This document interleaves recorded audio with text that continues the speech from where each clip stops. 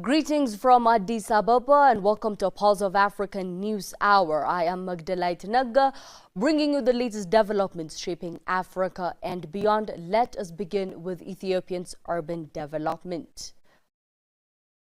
Prime Minister Abiy Ahmed has described Addis Ababa's Riverside Development Project as a transformative urban renewal initiative that is reshaping the capital city, generating employment opportunities and advancing sustainable development. He also said that it is far more than a riverbank beautification effort that is being done in the capital, describing it as a comprehensive urban transformation program that is redefining the city's landscape while also creating jobs and expanding economic opportunities. In a social media post, the Prime Minister noted that the project stretches across the Ntoto-Peacock Corridor and the Ntoto-Kabana Corridor, extending up to 50 meters beyond the river banks.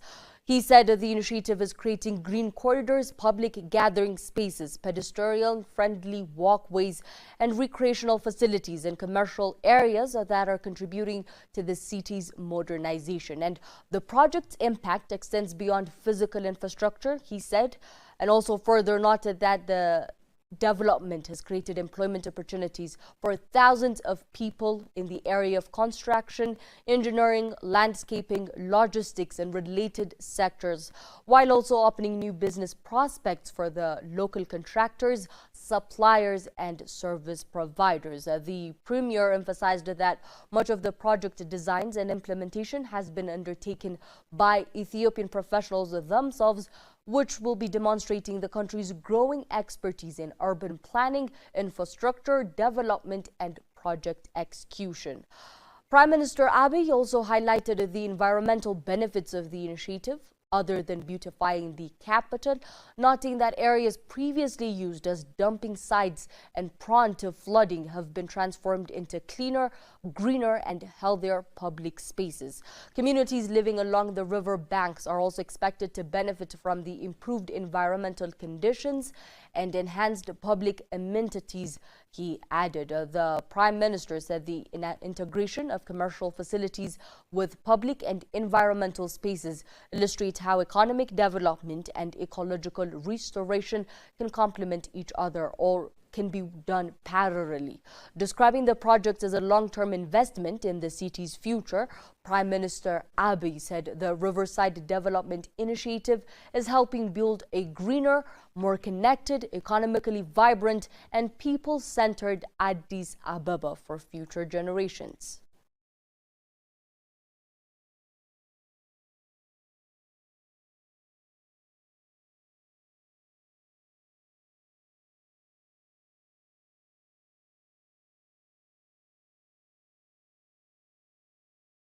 We're now moving to our second news as Ethiopia hosts South Sudanese envoys for a strategic program. In East Africa, a 5-day diplomatic training and visit program for South Sudanese diplomats is currently underway in the capital, Addis Ababa. It is organized by the Ethiopian Institute of Foreign Affairs. The summit runs from the 5th to the 9th of June, focusing on shared economic vulnerabilities, border infrastructure, and resource management. In the opening session, the chief of the Ethiopian Institute of Foreign Affairs, Jafar Badru, framed the bilateral alliance as a mutual strategic partnership based on sovereignty and shared interest. This is not Ethiopia rescuing South Sudan, of course, and nor South Sudan leaning on Ethiopia. It is two neighbors widening the world for each other.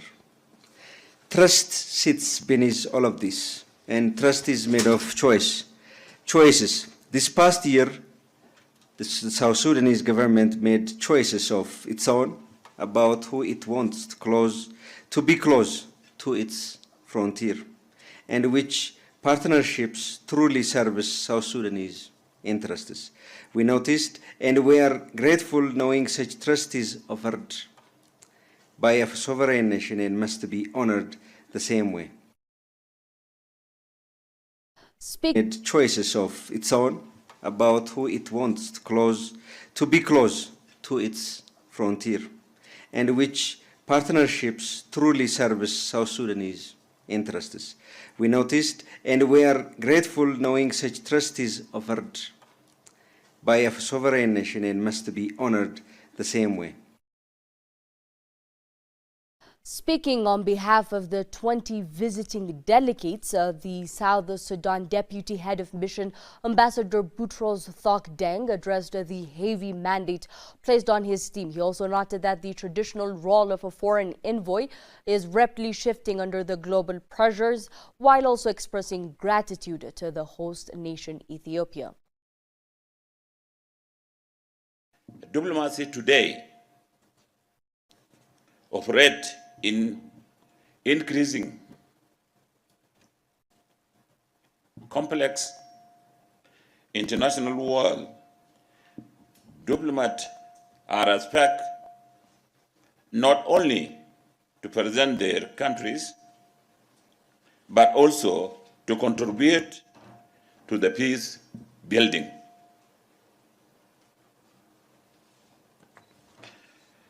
Conflict resolution, regional integration, economic cooperation, international partnership continues to learn capacity building, which is what you are doing today. You are increasing your capacity building, which we thank the government patrol of the Republic of Ethiopia. According to the official schedule, the delegation will be spending the coming days analyzing Pan-Africanism and the legal frameworks of the transboundary resources, specifically focusing on the Nile River. And the curriculum also includes extensive sessions on the UN and the AU peacekeeping operations. The program is expected to conclude on the 9th of June following a certificate award ceremony and a bilateral discussions at the Ethiopian Ministry of Foreign Affairs.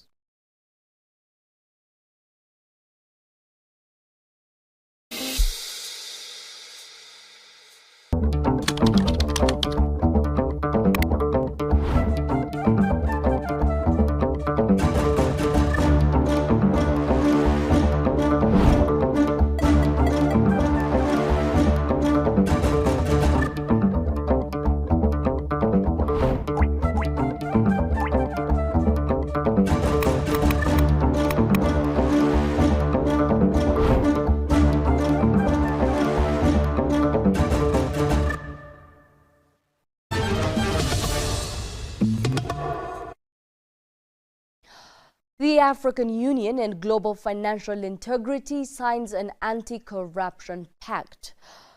In a landmark move for financial accountability on the African continent, the African Union Advisory Board Against Corruption and Global Financial Integrity officially signed a memorandum of understanding today in Arusha, Tanzania. The signing ceremony marks the formal beginning of a two-year strategic partnership aimed at tackling two of the Africa's most devastating financial threats, which are corruption and illicit financial flows. The African Union Advisory Board Against Corruption was represented at the signing by its chairperson, Adam Senanu, while Global Financial Integrity was represented by Philip Nakwindi Gichina, GFI's Policy Director for Africa. The AUABC's mission includes promoting anti-corruption measures on the continent and also collecting and documenting information on the nature and scope of corruption, developing methodologies for analyzing corruption in Africa, and advising governments on how to deal with the scourge of corruption in their domestic jurisdictions. Through high-caliber analysis, fact-based advocacy, and to promote beneficial ownership, and a cloud-based database to crucial trade fraud, GFI aims to address the harms inflicted by trade misinvoicing, transitional crime, tax evasion, and kleptocracy. GFI has been particularly active in Africa, partnering with government and civil society organizations to improve financial transparency and also at the national level. Illicit financial flows drain Africans' resources, undermining public services and economic growth. And experts warn that without coordinated institutional action, the continent risks losing billions more in a stolen wealth that could otherwise fund schools, hospitals, and infrastructures. And now with the MOU signed, the African Union Advisory Board Against Corruption and Global Financial Integrity are expected to roll out joint research, policy advocacy, and capacity building initiatives across the continent over the next 2 years.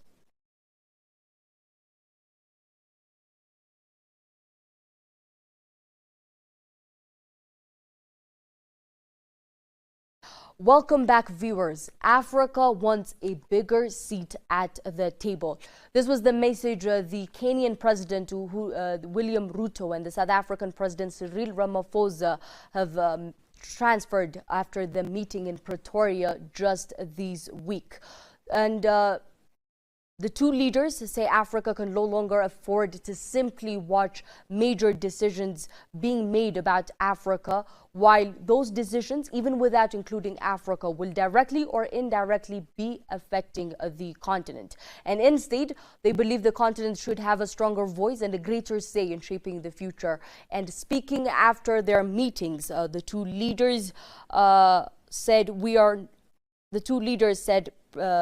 leaders speaking after the talk said that Africa should never be afraid to speak up for what they actually feel that they deserve. And in a moment that caught the people's attention was a joke that the South African President Cyril Ramaphosa made.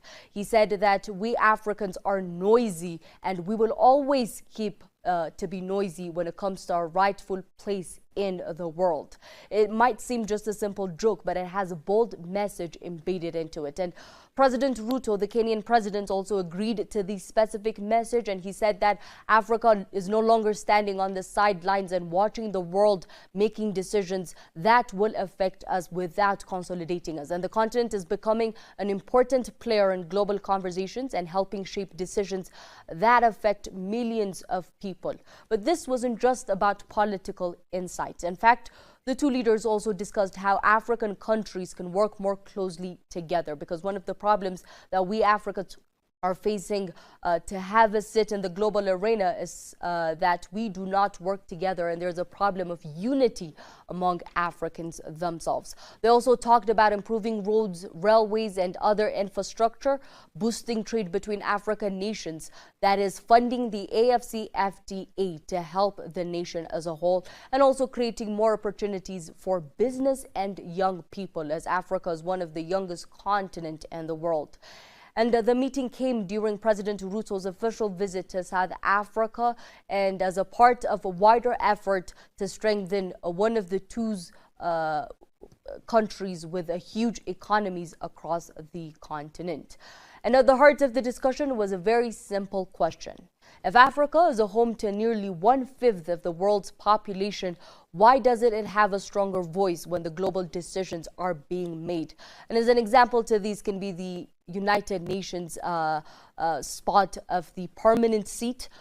Africa has one of the countries that have actually made the implementations of the United Nations possible, but still for decades we lack the permanent seat that we needed in the United Nations. And for years, African leaders have argued that organizations like the IMF and the World Bank do not give the continent enough influence that they should have, especially as the fact that we contribute a lot to the world economy. And they also said the rules of the global system were largely written decades ago. And of course, they did not participate most of the African countries, and they no longer reflect today's realities.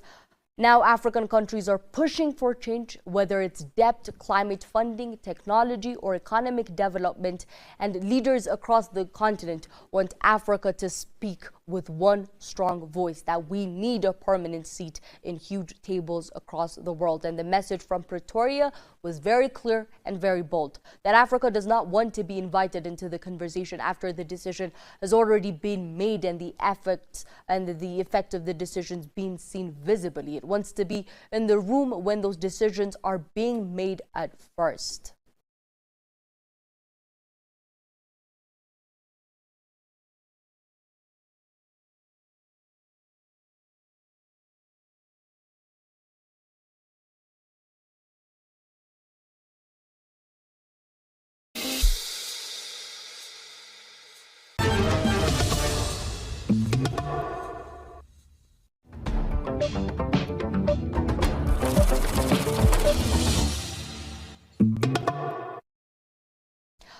We're now shifting to this hour's business news. We have Dangote Refinery strengthens Africa's energy security with up to 700,000 barrels per day.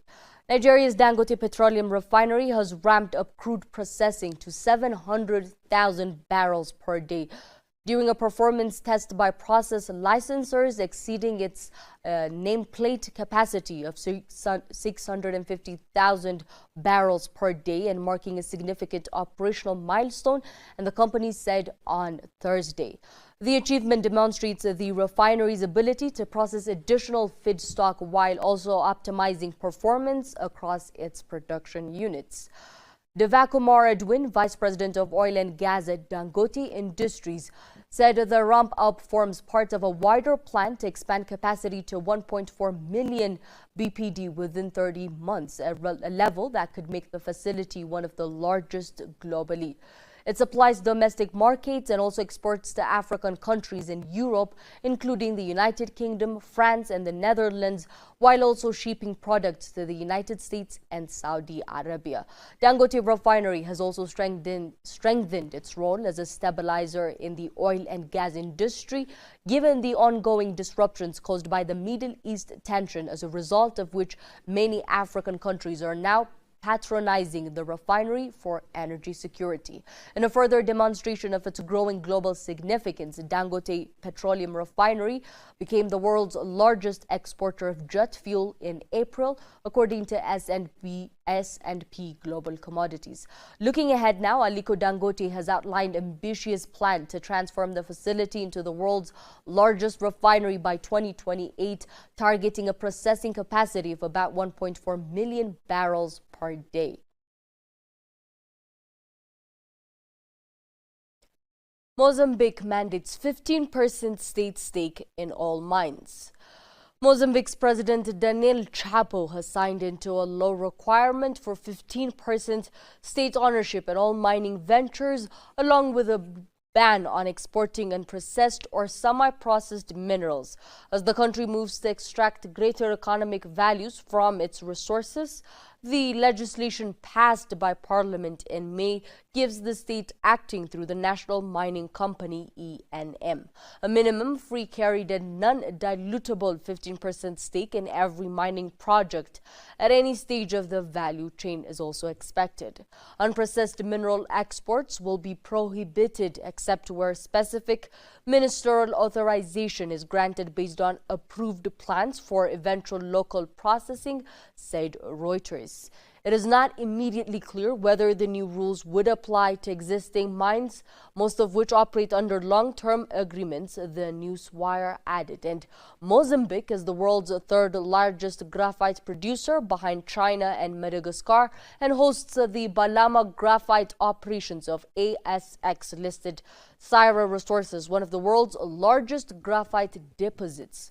As we know, graphite is a key component in batteries for electric vehicles and energy storage. The country also hosts the Montepuez Ruby mine, owned by Gemfields, and significant coal assets previously held by Rio Tinto and Vale. The move aligns Mozambique with a broader continental trend. Zimbabwe's Africa's leading lithium producer and the Democratic Republic of the Congo, being the world's top cobalt supplier, have both tightened controls on raw mineral exports in recent years.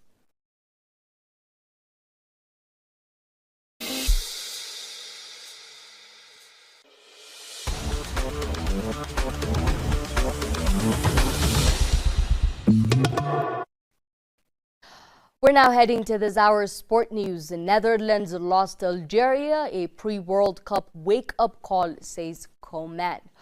The Netherlands' 1-0 home defeat to Algeria in a World Cup warm-up on Wednesday has been described by coach Ronald Koeman as a wake-up call ahead of the next week tournament in the United States. Algeria scored a late winner on the eve of the Dutch squad's departure for New York, where they are scheduled to face World Cup debutants Uzbekistan in another friendly on Monday. Koeman expressed frustration after the match, saying the result should not have happened at all. He said, "I absolutely hate losing. This was a match we should have won." He said, "We have to win these kinds of home matches because our ranking position demands it." He added that the Netherlands ranked 8th, controlled by the opening 25 minutes and created several clear chances, but also failed to capitalize, allowing the game to slip away from them. Because you do not put the game to bed within those first 25 minutes, you end up playing against yourselves, Koeman said. If you get 4 or 5 clear chances, you have to score. Algeria's Anis Hadj Moussa scored the decisive goal 4 minutes before the time to seal the upset and dampen the Dutch squad's preparation ahead of their departure.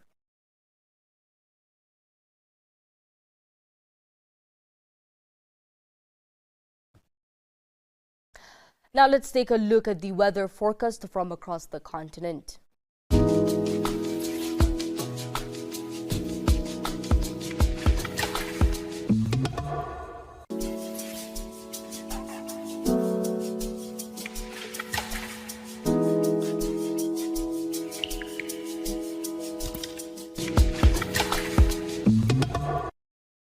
And with that, we conclude these hour's headlines, but the conversation doesn't end here. For more updates and in-depth coverage, subscribe to our YouTube channel, follow us on Facebook, and stay connected on TikTok for the latest news. I am Magdalite Nagga, reporting for Pulse of Africa.